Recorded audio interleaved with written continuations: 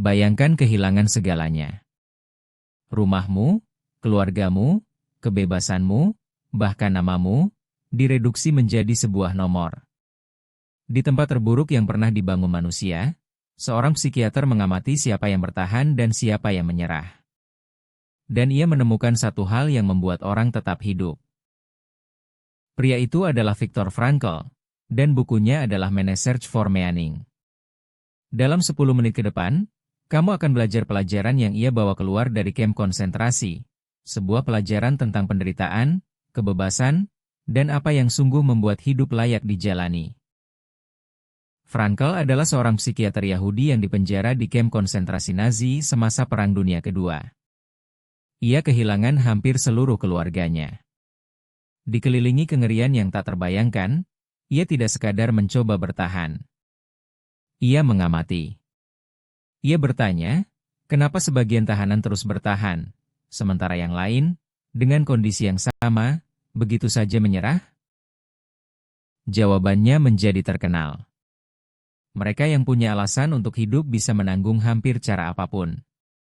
Tahanan yang berpegang pada satu alasan, seseorang yang akan ditemui kembali, sebuah buku yang harus diselesaikan, sebuah tujuan yang masih menanti, menemukan kekuatan untuk bertahan. Saat alasan itu lenyap, tubuh segera menyusul. Makna bukanlah kemewahan. Ia adalah kelangsungan hidup itu sendiri. Dan Frankl menemukan satu kebebasan yang tak pernah bisa diambil, bahkan di sana. Segalanya bisa dirampas dari seseorang kecuali satu hal. Kebebasan manusia yang terakhir. Untuk memilih sikapmu dalam keadaan apapun. Mereka mengendalikan tubuhnya, tapi bukan makna yang ia berikan pada penderitaannya. Frankl memperhatikan bahwa bahkan di dalam kamp, orang masih membuat pilihan. Sebagian menjadi kejam demi bertahan. Yang lain berjalan dari barak ke barak menghibur orang, memberikan potongan roti terakhir mereka. Tidak cukup banyak orang suci, dan bukan hanya binatang. Menjadi yang mana seseorang bergantung pada keputusan dari dalam, bukan sekadar kondisi mereka. Inilah hadiah besarnya bagi kita.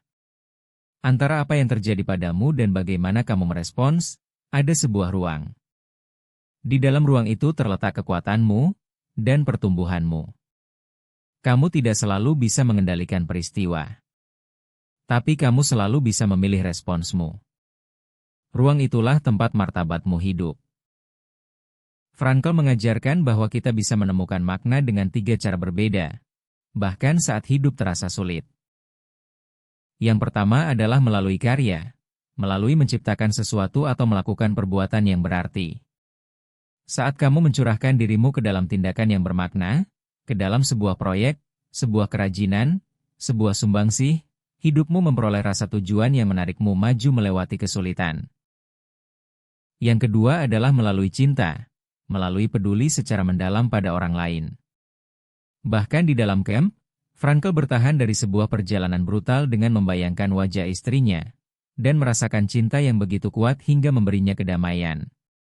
Untuk mencintai, dan untuk dibutuhkan, adalah salah satu alasan terdalam untuk terus berjalan. Yang mengejutkan, Frankl menemukan bahwa humor adalah senjata untuk bertahan. Ia dan seorang tahanan lain akan mengarang setidaknya satu cerita lucu setiap hari tentang masa depan mereka setelah pembebasan. Bahkan beberapa detik tawa mengangkat mereka di atas penderitaan. Humor, katanya, adalah salah satu alat jiwa dalam pertarungan untuk mempertahankan diri. Yang ketiga adalah yang paling sulit, dan paling kuat. Makna melalui penderitaan. Saat kita tidak bisa mengubah sebuah situasi, kita ditantang untuk mengubah diri kita sendiri. Frankl bilang bahwa dalam respons kita terhadap rasa sakit yang tak terhindarkan, kita punya kesempatan untuk mengubah tragedi pribadi menjadi kemenangan, untuk menemukan martabat dalam cara kita memikul apa yang tak bisa kita hindari. Frankl juga memperingatkan tentang mengejar kebahagiaan secara langsung.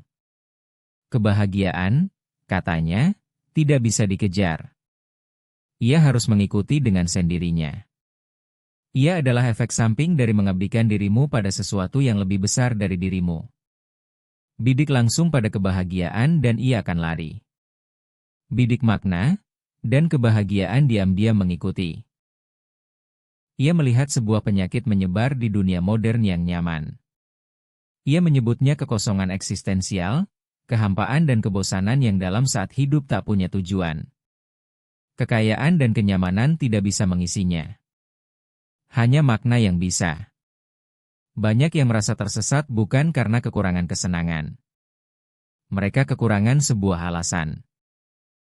Frankl memperingatkan tentang keadaan mematikan yang ia sebut keberadaan sementara, hidup seolah hidup sedang dijeda sampai masa sulit berakhir. Tahanan yang hanya menunggu semuanya berakhir membusuk dari dalam. Mereka yang menemukan tugas untuk dikerjakan, bahkan sekarang, bahkan di sini, tetap hidup di dalam. Jangan menahan hidupmu. Jalani ia, bahkan dalam penantian. Dan makna tidak diserahkan begitu saja padamu. Frankl bilang hidup sedang mengajukan pertanyaan kepadamu, dan jawabanmu adalah caramu hidup. Jangan bertanya apa yang kamu inginkan dari hidup. Tanyakan apa yang hidup minta darimu, saat ini juga, bersama orang-orang yang membutuhkanmu. Makna ditemukan dalam tanggung jawab. Dari wawasan ini, Frankl membangun seluruh aliran terapi yang ia sebut logoterapi, yang berarti penyembuhan melalui makna. Di mana pendekatan lain menggali tanpa henti ke masa lalu, logoterapi menunjuk ke depan, ke arah apa yang masih memanggilmu. Ia berkata bahwa dorongan utama dalam hidup bukan kesenangan, dan bukan kekuasaan, tapi pencarian makna. Sembuhkan kehampaan itu, dan banyak masalah diam-diam memudar. Salah satu alatnya yang cerdik adalah intensi paradoksal. Orang yang takut akan sesuatu sering memperburuknya dengan melawannya. Maka Frankl menyuruh seorang pasien yang cemas untuk mencoba, dengan sengaja, melakukan persis hal yang ia takuti. Pria yang takut berkeringat disuruh mencoba berkeringat sebanyak-banyaknya. Ketakutan itu, kehilangan kekuatannya, pun lenyap. Kadang jalan keluarnya adalah berhenti berlari. Frankl berbicara tentang optimisme tragis, kemampuan untuk mengatakan ya pada hidup meski ada rasa sakit. Hidup akan mencakup penderitaan, rasa bersalah, dan kematian, yang tak bisa dihindari. Tapi bahkan saat itu, kita bisa mengubah penderitaan menjadi pencapaian, memakai rasa bersalah untuk mengubah diri, dan membiarkan singkatnya hidup mendorong kita untuk bertindak. Optimisme bukan karena hidup itu mudah, tapi karena makna selalu mungkin. Ia menawarkan satu aturan hidup yang mengena. Bayangkan kamu sedang hidup untuk kedua kalinya, dan bahwa pada kali pertama, kamu bertindak persis seperti yang akan kamu lakukan sekarang. Tiba-tiba, bobot dari pilihan itu menjadi jelas. Pikiran sederhana ini menarikmu keluar dari autopilot, dan masuk ke hidup yang dijalani dengan sengaja, seolah setiap tindakan benar-benar berarti. Karena memang begitu. Inilah inti dari buku ini. Kamu akan menghadapi penderitaan yang tidak kamu pilih. Tapi kamu selalu bisa memilih responsmu, dan dalam pilihan itu kamu bisa menemukan makna. Seseorang dengan alasan yang cukup kuat bisa bertahan dari cara apapun.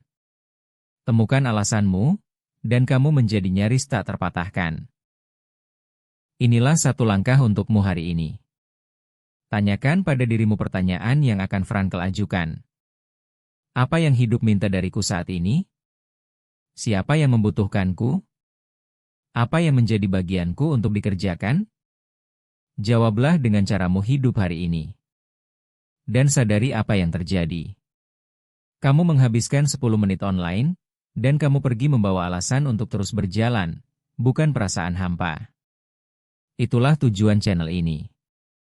Subscribe, dan sampai jumpa di video berikutnya.